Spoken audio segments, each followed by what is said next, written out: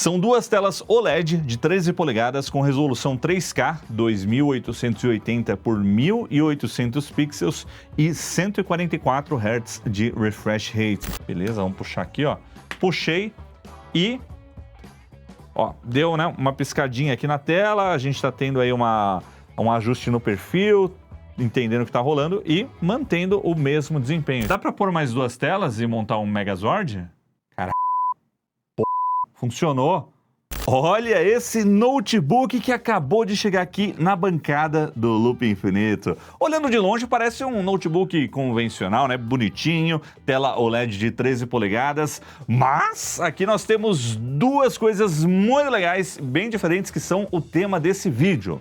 Atenção! A primeira delas é o seguinte, se eu levantar aqui, ó, o tecladinho com o touchpad, a gente vê a segunda tela OLED, porque esse é um ZenBook Duo, que traz aí melhorias no design em relação à geração anterior e duas telas OLED de 13 polegadas. E a segunda coisa é que esse é o primeiro notebook com um novo chip Panther Lake da Intel aqui na bancada do Loop Infinito, Intel Core Ultra Series 3, aqui nesse caso um Intel Core Ultra X9 388H. E nessa arquitetura nós temos melhorias na CPU e na NPU, mas a GPU tá trazendo até um sabor gamer para esses notebooks. Chegamos finalmente num momento em que você pode comprar um notebook fino, leve, focado em produtividade e se você quiser curtir um jogo, até mesmo um AAA, a GPU integrada entrega um desempenho legal. Eu brinquei com essa história de sabor gamer, mas é real, esses novos chips da Intel estão bem legais e dá para curtir um joguinho. Eu vou mostrar esses primeiros testes com o Panther Lake aqui na bancada do Loop Infinito e tudo sobre esse novo ZenBook Duo depois da vinheta. Vamos nessa!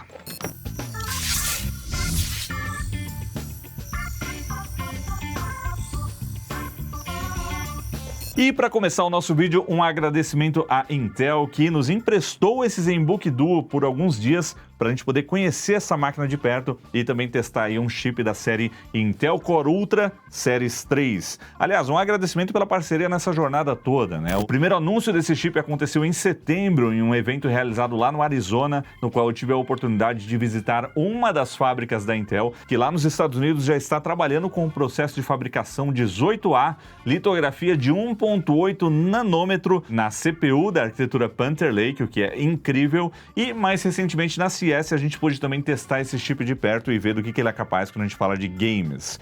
E em relação ao ZenBook Duo, a gente também tem uma história com essa máquina. Acho que o primeiro notebook da Asus com duas telas foi o ZenBook Pro 15. E a segunda tela era, na verdade, uma tela de Zenfone, que eles colocavam no trackpad. Teve um vídeo aqui no canal, isso foi em 2018, e em 2024 a gente viu o primeiro ZenBook Duo com duas telas OLED. E nesse ano, como nós já vimos na CES, o design ele foi refinado, né? A gente tem um acabamento melhor. Ele está menor do que a geração anterior, mantendo o mesmo tamanho de tela. Algumas escolhas que eu acho questionáveis no design, vou falar sobre isso, mas no geral uma evolução interessante, deixando a máquina literalmente mais redondinha. Então nesse vídeo primeiro eu vou falar um pouco sobre o ZenBook Duo e depois sobre os testes aí com Intel Core Ultra Series 9, não, Series 3.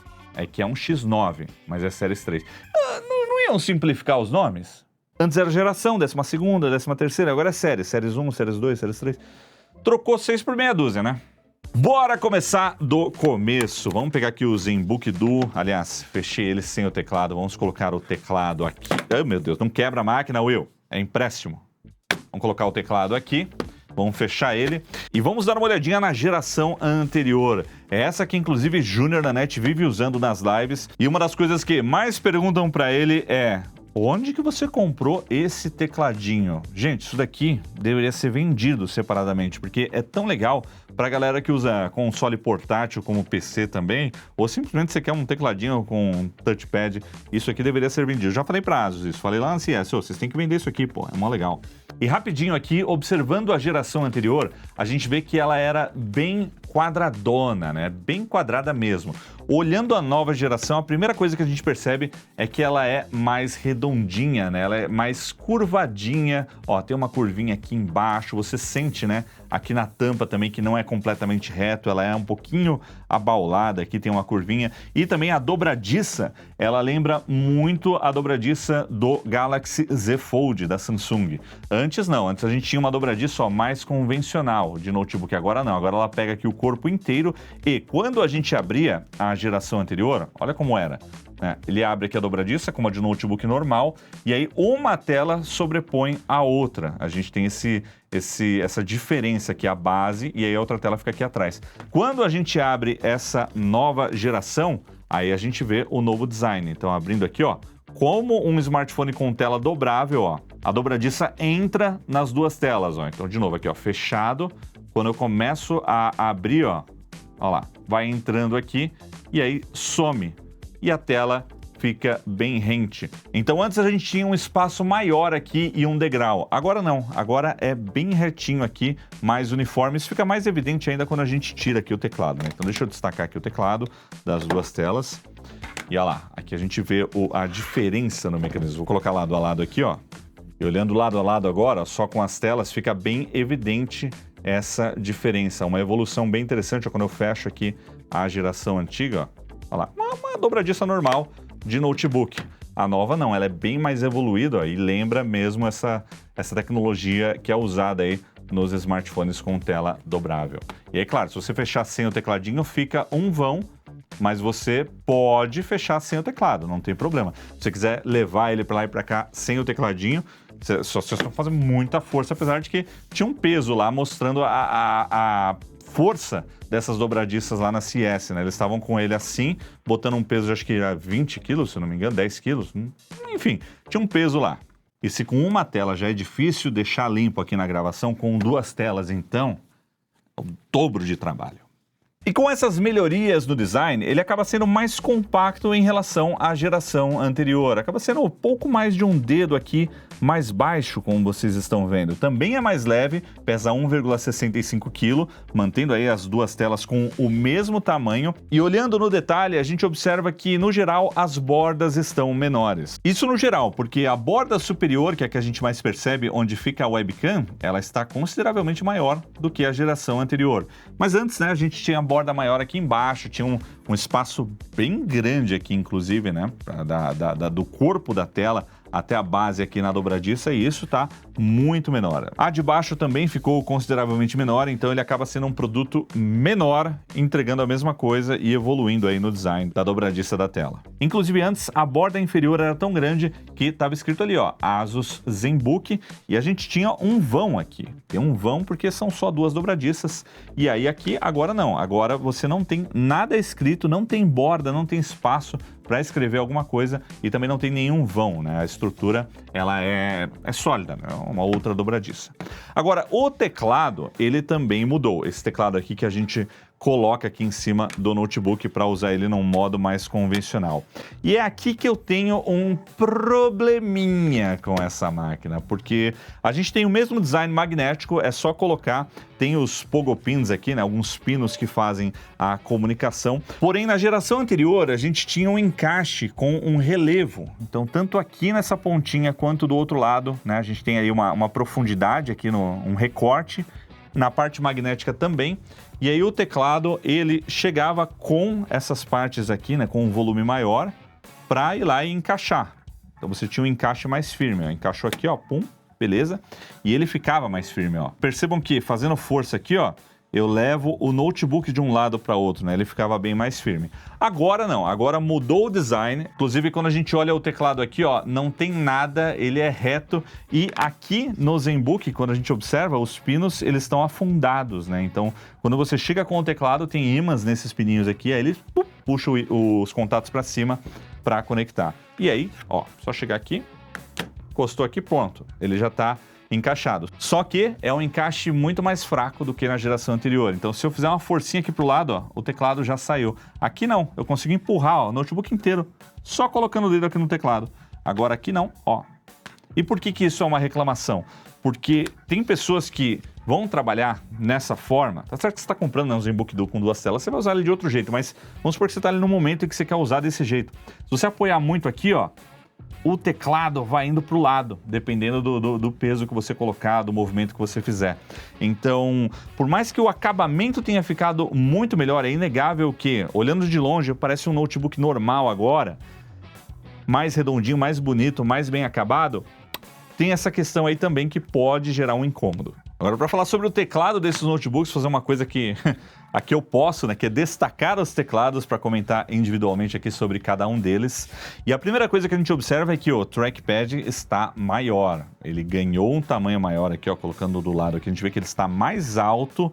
A largura parece a mesma, mas ele ficou um pouquinho mais alto e também a gente percebe que o design mudou um pouquinho. Antes a gente tinha essa base aqui um pouquinho mais alta e aqui o teclado todo num baixo relevo. E na nova geração esse baixo relevo é só no teclado, então a gente tem toda a borda aqui mais elevada em relação à geração anterior.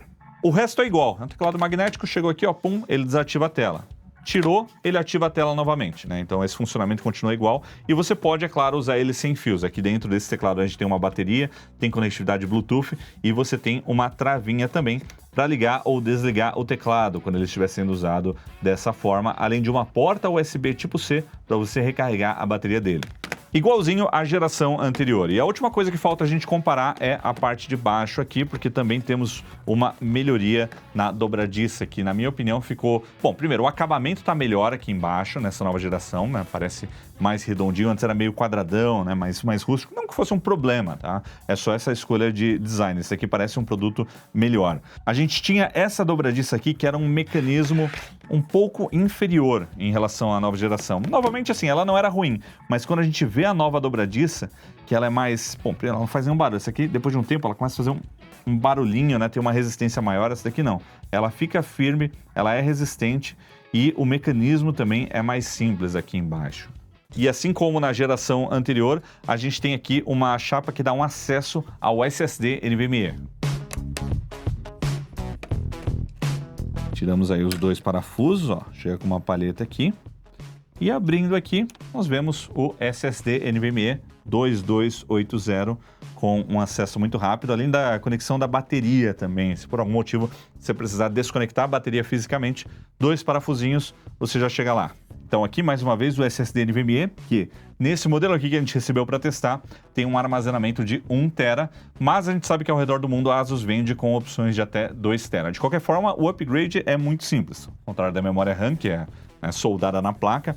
Não é mais no chip, né, no SoC. Com a arquitetura anterior, Lunar Lake, a Intel integrou as memórias no chip, mas agora Panther Lake voltou. Segundo a Intel, é para a gente poder ter opções com mais armazenamento, podendo chegar a até quase 100 GB de memória RAM, né, 96 GB, o que em 2026 vale uma fortuna por si só. E é isso com relação à geração anterior. Aliás, sabe qual que é a melhor coisa nesse design com duas telas? Você sabe qual que é a melhor coisa? É que a Asus não pode encher a caranga de adesivo. Então quando você pega o notebook, ó que beleza, não tem nenhum adesivo. Na verdade, tiveram a moral de tacar um adesivo HDMI aqui, ó, no cantinho, que come uma linha de pixels. O meu toque faz assim, ó. Mas tem adesivo aqui atrás, ó. Olha lá, aqui, ó. Intel Core Ultra X9, Copilot Plus PC e também Intel Arc Graphics. Esse da Intel Arc é o mais importante, na minha opinião. Esse podia colar na caranga, tá? Esse eu não ligo, não. Tá? Asus, Intel, cola o Intel Arc que tá legal demais, merece. Eu podia colar aqui atrás, ó, né? Aí a hora que você fecha a tampa aqui, ó, esconde. Mas não vai esconder, né, o Intel Arc. Não precisa mostrar, o negócio tá bom. Por fim, em termos de conectividade, a Asus inverteu. Então, a HDMI que ficava do outro lado, agora está aqui do lado esquerdo do notebook, junto com a porta USB tipo C, que também é Thunderbolt, conector P2, e aqui do outro lado, olha lá, também inverteu, né? A porta USB tipo A para acessórios como mouse, periféricos, etc. Veio para o lado direito, que faz mais sentido, na minha opinião. USB tipo C Thunderbolt aqui do lado, né? A segunda porta, então são 3 portas no total, mais uma porta HDMI. E o botão de liga e desliga dessa máquina, que fica num lugar meio diferente, né? Na geração anterior, quando você abria aqui o notebook, estava aqui, junto com um LED, indicador de bateria, etc. Agora não, agora o botão de liga e desliga veio aqui pro lado. Já joguei o teclado aqui pro lado, né? Ai, meu Deus. E os LEDs indicadores, um está aqui no cantinho do teclado e o outro está no próprio botão de liga e desliga. Quando a gente conecta o carregador dele aqui, ó, aí acende o LED ali, indicador de bateria. Não é muito prático na lateral, mas melhor que nada. Você não ficou olhando para isso, você ficou olhando para a tela. Para as telas, que você tem duas telas aqui. Particularmente, eu era mais fã do ZenBook Pro Duo, que se inspirava no Zephyrus Duo na época que eu tive essa máquina. E você tinha uma tela e o teclado físico embaixo, né? Uma tela menor. Mas isso daqui também é super legal, porque você tem várias formas de usar, né? Então vamos ao destaque. Duas telas OLED de 13 polegadas, Asus Lumina OLED, né? São duas telas OLED de 13 polegadas com resolução 3K, 2880 por 1800 pixels e 144 Hz de refresh rate. Então, ó, o negócio é sabor gamer mesmo, porque é um refresh rate bem alto para um notebook focado em produtividade, o que traz mais suavidade nos movimentos, né? Uma tela bem bacana de usar. E o mais legal é que o brilho aumentou em relação à geração anterior. Agora são até 1000 nits no pico e antes ficava ali nos 500, né? Outra coisa legal é que a Asus colocou também um acabamento anti-reflexo. Só que nos meus testes aqui, ó, ele só tá desse jeito nessa posição aqui para eu fugir dos reflexos aqui do estúdio, ó, porque eu começo a mexer aqui, ó, aí as telas começam a entrar em foco. Quando eu tiro de uma, aparece na outra. Agora tá bom. Olha lá, achei o ponto ideal aqui. Vai ficar assim agora. Ó, ainda tem bastante reflexo. Melhorou em relação à geração anterior, mas ainda tem bastante. E não tem muito o que dizer mais sobre o design dessa máquina, né? Então a gente tem várias formas de usar. Você pode usar ele assim, uma tela em cima da outra e o teclado aqui do lado, um mouse, fica perfeito. Dá para deitar aqui também ele, ó, e puxar o suporte aqui 90 graus, ó, até o limite. E aí você apoia ele desse jeito aqui na mesa. Isso aqui é o que a Asus chama de modo desktop. Aí você tem dois monitores de 13 polegadas na vertical. Dá pra pôr mais duas telas e montar um Megazord? Lá vou eu inventar aqui no meio da gravação. Não tem nada a ver com a proposta do vídeo. Mas pela ciência. Vamos ligar uma tela. Ah, ligou. Atenção. Cara, funcionou. Aí, ó, ainda sobrou a porta HDMI. Duas telas OLED de 13 polegadas, mais duas telas LCD de 13 polegadas. Depois fazer um upgrade aqui, hein? Comprar uma tela dupla OLED. Aí você monta o monstrinho da produtividade. Imagina, chegar no trabalho e montar um negócio desse. Perdão pelo devaneio, mas eu sei que vocês gostam dessas loucuras que eu faço aqui. E para ajudar na gestão dessas duas telas aqui, a Asus tem um software que é o Screen Expert. Ele inclusive tem esse overlay, ó. Quando eu começo a arrastar uma janela, já aparece aqui, ó, para eu jogar na tela 2... Ah, pum, jogou na tela 2 maximizada, ou aqui de volta para a tela 1, ou já colocar em meio a meio na tela, né, tanto na vertical quanto na horizontal, ou em um dos quartos aqui, em qualquer uma das duas telas. Ou se você quiser também, você pode expandir, ó, para preencher as duas telas como um conteúdo contínuo. Então, esse software integrado, ele ajuda bastante. Ao contrário do Armoury Crate, esse daqui é muito bom. Eu não comentei, mas é óbvio, né? As telas são sensíveis ao toque. E antes da gente falar das especificações técnicas, a bateria. Não dá para eu abrir a tampa traseira dele aqui hoje, porque é uma desmontagem um pouco mais complexa, mas lá na CES a gente pôde ver o esqueleto do ZenBook Duo, todo desmontado, com a bateria dividida em duas partes, né? Então, embaixo de cada tela tem uma bateria, somando aí a potência de 99 watts-hora. Lembrando que 99 watts-hora é o limite, não pode pôr mais do que isso, senão você não consegue entrar num avião com o notebook. Recentemente teve uma marca de consoles portáteis, a Neo, que fez um que tinha mais de 100 watts-hora. Então, se você comprar esse portátil, você não pode viajar de avião. Aí, 99 acaba sendo o limite. E com relação à autonomia da bateria, esse chip Panther Lake que a gente tem aqui, ele também está um pouco mais eficiente. E aí, com as duas telas ligadas, a autonomia num uso normal, navegador, redes sociais, e-mail, comunicação, trabalho, né? Produtividade básica, fica na faixa de 10 horas. Com apenas uma tela, pode chegar a 18 horas. Agora, se você for jogar, é aquela velha história, 2, 3 horas, talvez 4. Depende do jogo. E com relação às especificações técnicas, aqui nós temos o Intel Core Ultra X9 388H. É a grande estrela aqui no nosso vídeo porque é o melhor chip da linha Intel Core Ultra Series 3. Então esse é o melhor chip Panther Lake que nós temos aí no mercado hoje. Lembrando que a gente tem o Intel Core Ultra, tem o Ultra 5, o Ultra 7, o Ultra 9. Aí tem o X7 e o X9. E só esses dois modelos X trazem a Intel Arc B390, que é essa GPU integrada que rivaliza GPUs dedicadas de entrada. Quando a gente fala GPU dedicada de entrada, a gente está falando de uma GeForce 4050, por exemplo, laptop, tá? Não estou falando dessa daqui não. Essas de entrada de PC é outra coisa. Quando a gente fala de GeForce RTX de notebook, são as versões laptop que são bem mais básicas, né? Não dá para comparar diretamente com uma de desktop. Então, rivaliza GPUs dedicadas de notebooks. Nesse X9 temos a B390, nos dois X7 também tem ela, e no Intel Core Ultra 5 tem uma B370, que eu também estou curioso para testar. Todos os outros chips e é mais básico, né? É Intel, HD Graphics, não é necessariamente essa GPU que está trazendo esse desempenho super legal. Muito importante ficar atento sobre isso, não é todo Panther Lake que é igual. Se você quer mais núcleos de GPU, que é o caso aqui dessa nova geração, agora 12 núcleos em relação à geração anterior que tinha 8, a nova arquitetura Xe3 também tem que ser a Intel Arc. Fica de olho. Fora isso, nós temos a memória RAM 32 GB nessa máquina, rodando aí a 9.600 MHz transfers por segundo, com compartilhamento aqui na GPU, tá? Temos 18 GB alocado para a placa de vídeo e isso pode ser configurado aí no software da Intel também.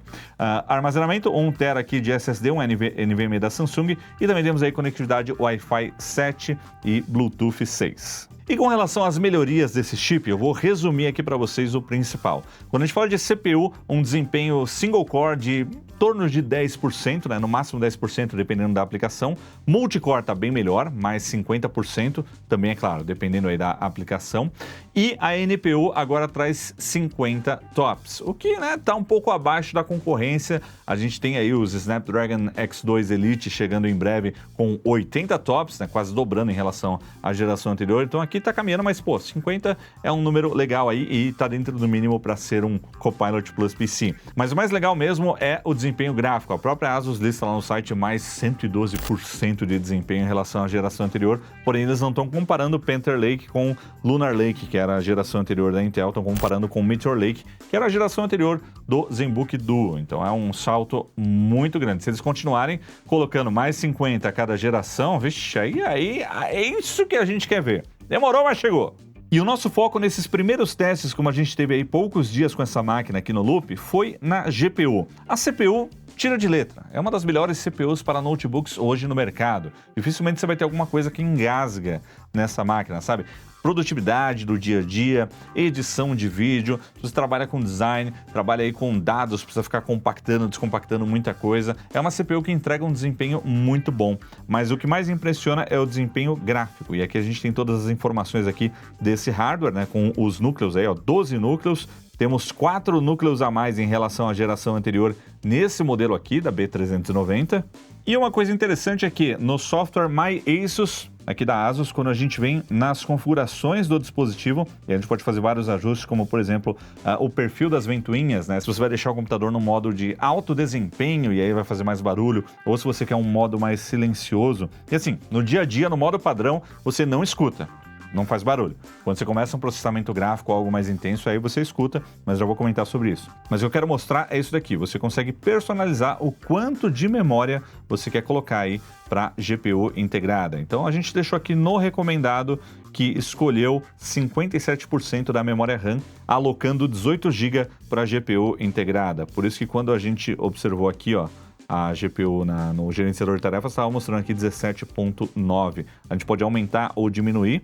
E aí, é claro, o Windows vai perdendo essa memória conforme a GPU vai usando. Então, se deixar meio a meio, é 16 GB para o Windows, 16 GB para a placa de vídeo. Precisa de tudo isso? As GPUs integradas, né, tem essa possibilidade de usar muito mais memória RAM. Vai depender do que você vai jogar, mas é legal que dá para fazer esse ajuste aqui e essa configuração. Aí aqui no ASUS tem várias outras configurações aqui, né, mas isso não é novidade. E o bacana é que nesse software aqui de controle gráfico da Intel, a gente pode ficar de olho nos drivers, né, ver se tem alguma atualização. Você tem as configurações, por exemplo, do Frame Generation, que nós temos nessa arquitetura. Então você tem aqui as opções de 2x, 3x e 4x. No 4x ele vai criar 3 frames usando a NPU, né, usando o IA para cada frame original do jogo, criando aí uma sensação de mais fluidez. E para jogar casualmente num notebook como esse, é uma experiência legal. E aí tem as outras configurações de tela, de vídeo, de desempenho, quando você usa as métricas do Presentmon, que é o software da própria Intel aqui que vem nesse software, que a gente usou em alguns momentos do vídeo, mas a gente está com um bom e velho Riva aqui no Loop ainda. É mais universal, né? Funciona com tudo. Dito isso, chega de lero-lero, vamos ver o que essa máquina é capaz? Eu vou mostrar para vocês o que dá para fazer sem uma GPU dedicada. Olha o nível que chegamos. E olha só, nesse teste aqui eu estou com o Cyberpunk 2077 rodando na resolução nativa do monitor, ou seja, 3K, tá acima do Full HD. A gente está vendo aqui na faixa de 65 a 70 quadros por segundo, porém as configurações elas estão baixas. Vou mostrar aqui para vocês. Ó. A gente vem aqui em vídeo, a gente tem a resolução nativa aqui, ó, 2880 por 1800, e gráfico tá em baixo, com Frame Generation e também o Super Resolution, eu coloquei ele no máximo de desempenho aqui. Mas peraí, com essas configurações, a gente está conseguindo só 60 quadros por segundo, isso que é 25 nativo, né? Tá de 28, 29, 27 agora, 30 nativo mais ou menos, de 25 a 30, e o resto é Frame Gen. Mas por que tá tão baixo isso daqui? Porque, olha aqui embaixo, nessa outra tela eu estou com o OBS fazendo a captura da imagem do jogo, que eu estou conseguindo jogar bem, porém aqui no OBS não está suave nos 30 quadros por segundo, eu preciso mexer um pouquinho mais. Estou capturando a webcam aqui também, ó, tem a imagem do Will aqui, simulando uma interface de gameplay e estou fazendo streaming disso para o YouTube. Tudo isso nessa CPU com a GPU integrada. É claro que esse é um exemplo de um estresse no talo, né, aqui na máquina. Se a gente olhar aqui os processos, ó, a CPU está trabalhando a milhão, a memória aqui também está no limite. O certo seria eu descer um pouquinho da memória da GPU integrada, e a GPU, ó, a B390, está fazendo tudo que ela pode, mas está segurando. O YouTube não está reclamando aqui de drop frame, né, nas estatísticas. A integridade aqui do stream, ó, tá funcionando bem. Isso mostra como essa máquina é legal para criadores de conteúdo. Você pode ter o seu conteúdo principal aqui, ou um jogo. Eu acho que teria que ser um jogo mais leve do que esse, ou ajustar mais as configurações gráficas. Todo o controle... Ô, maluco, vai esbarrar em mim aqui. Todo o controle da transmissão aqui embaixo, e se plugar um monitor externo, retorno. Mas agora vamos a uma das coisas mais legais, que é o desempenho na bateria. Então aqui vocês estão vendo o desempenho do jogo. Ó, vou olhar aqui para cima agora. 80 FPS, olhar para cima aumenta FPS, né? Olha lá, 85, 90, não, vamos ser justos aqui, vamos ficar olhando para cá, ó. 70, 70, 75, tá? Estável aí numa média de 75. Eu vou puxar agora aqui, ó, o adaptador de tomada que a gente colocou aqui para a bateria. Aliás, um detalhe, o botão fica aqui do lado. E eu gravando isso aqui já nesse vídeo, já puxei ele aqui e apertei o botão de liga e desliga. Então não sei se foi uma boa colocar ele do lado de onde você faz pressão para puxar o cabo, né? Então, beleza, vamos puxar aqui, ó. Puxei e, ó, deu, né, uma piscadinha aqui na tela. A gente está tendo aí um ajuste no perfil, entendendo o que está rolando e mantendo o mesmo desempenho. Então, o legal desde a geração anterior, Lunar Lake, é que o desempenho ele é o mesmo conectado, né, e desconectado. Então, com a tomada ou fora da tomada, você tem aí o mesmo desempenho do chip. Afinal, nós temos aí um TDP de 25 watts, um consumo máximo de 80 watts. Ele pode chegar num pico de 80 watts, mas um desempenho legal aí na faixa de 25 watts. E para quem vem acompanhando a evolução dos notebooks com GPUs integradas, é muito legal ver onde estamos chegando, né? Isso daqui, nas gerações anteriores, até 2 anos atrás, impossível fazer só com a GPU integrada. Rodar o Cyberpunk bem na GPU integrada já era difícil, sabe? Com as configurações legais. Pô, poder fazer um streaming numa máquina só, então, é muito legal e também é muito empolgante pensar no futuro, né? Vendo isso daqui acontecendo. É claro que Mais uma vez, só reforçando, o jogo não está rodando muito bem. A gente está usando FrameGen para melhorar aqui. Vocês estão vendo 70, mas o real tá uns 30. Então eu preciso deixar isso bem claro, que aqui é só uma demonstração juntando tudo isso. Mas se você quer saber o real desempenho desse novo Intel Core Ultra X9, o 388H, que a gente testou aqui, vamos aos testes e benchmarks. Nos nossos testes de CPU, começamos pelo Cinebench 2026 com 427 pontos no single core e 4.377 pontos no multicore. Aqui nós vemos um aumento de 12% no desempenho single core e 22% no multicore em relação à geração anterior. Lembrando que aqui estamos considerando o Core Ultra 288V como uma referência da arquitetura Lunar Lake. Já no Geekbench 6, resultados bem similares. O ganho de desempenho ficou na faixa de 12% no single core e 23% no multicore. E durante todos esses testes, a temperatura do chip chegou no limite de 99 graus e o consumo máximo que a gente registrou foi de 67 watts. E depois disso, testamos alguns jogos para entender um pouco melhor do que a Arc B990 é capaz. No Black Myth Wukong, a gente conseguiu uma média de 39 quadros por segundo na resolução nativa de 2880 por 1800 pixels, com as configurações gráficas no médio e o XeSS no modo desempenho. Agora, com a resolução em Full HD, aí sim a gente conseguiu uma média de 60 quadros por segundo, o que já é um desempenho legal, considerando que essa máquina não é gamer. Sabor gamer, né? E como Full HD é a melhor opção nesse caso, vamos focar nos resultados dessa resolução. No Cyberpunk 2077 com o gráfico no alto e o XeSS em qualidade, chegamos a 72 quadros por segundo. E vale lembrar que naquele teste que eu mostrei agora há pouco no OBS, fazendo streaming, as configurações elas estavam no extremo mínimo, com a resolução mais baixa possível. Só que aqui a gente está buscando agora um melhor equilíbrio entre gráfico e jogabilidade. No Doom The Dark Ages também conseguimos 60 quadros por segundo com as configurações mais baixas no mínimo. Já no Shadow of the Tomb Raider, o resultado foi acima de 100 quadros por segundo com as configurações no médio. Agora, no Marvel Rivals, buscando a taxa mais alta de quadros por segundo, conseguimos quase 100, 99 quadros por segundo, com a configuração gráfica no baixo e o XeSS no modo qualidade.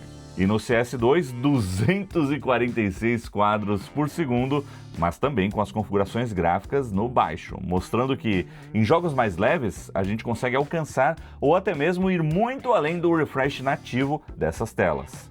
E por fim, em um benchmark de bateria no Procyon Battery, a gente alcançou aí quase 20 horas de autonomia. Foram 18 horas e 19 minutos, porém, é claro, apenas com uma tela ligada. Se a gente ligar as duas telas, aí a expectativa cai para umas 10 horas de uso.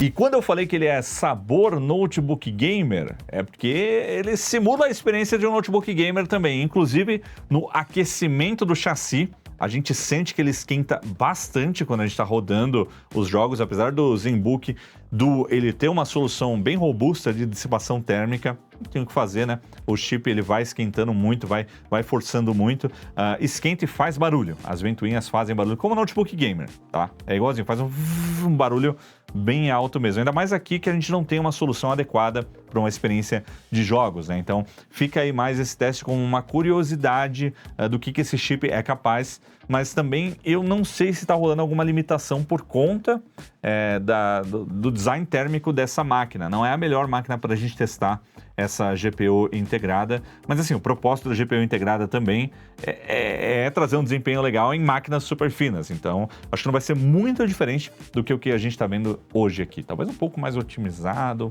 mas enfim.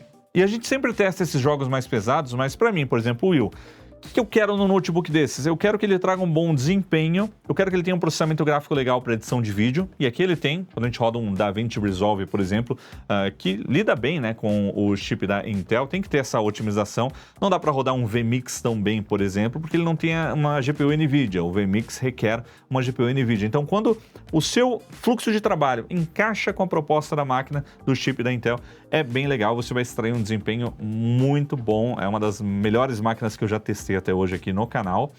E pra mim, poder ter um desempenho gráfico que dá pra você abrir um jogo, que não precisa ser um AAA pra rodar com tudo no máximo, sabe? Se eu for abrir lá o meu Heroes of the Storm, poder jogar uma partida ali rapidinho, com um frame rate alto, com os gráficos no alto, sabe? Um jogo casual, pô, já é muito legal. Algo que há uns 2 ou 3 anos eu só conseguia fazer se tivesse uma GPU dedicada. E hoje as GPUs integradas já estão chegando nesse nível. Então, para mim, essa arquitetura Panther Lake ela tem esse marco histórico de ser uma GPU integrada que alcança a GPU dedicada de entrada. Não só a Intel, como também a AMD. Não posso deixar de fora aí a AMD com a 8060S, que também traz uma experiência similar a essa que a gente está vendo aqui hoje, né? Então, é isso. Foi muito legal conhecer esse ZenBook Duo e também o primeiro dos chips Panther Lake da Intel, mas eu quero ver um convencional também. Quero ver como é que tá um Intel Core Ultra 5, né, que vai ser mais custo-benefício, que vai equipar máquinas que custam menos de 20 mil reais, né, para a gente poder testar. Quero ver essa outra Intel Arc B370 também. Mas eu imagino que para essa proposta que eu falei aqui agora, jogo casual, não é aquele jogo super pesado, você quer só curtir um pouquinho ali, numa resolução Full HD, vai tranquilamente. A CPU já garante há muito tempo e a GPU integrada agora está alcançando finalmente. Então é isso, galera! Novo ZenBook Duo da Asus com chip Intel Core Ultra Series 3. O que vocês acharam desse notebook e dessas CPUs? Chegamos, hein? A Intel tava parada, vamos.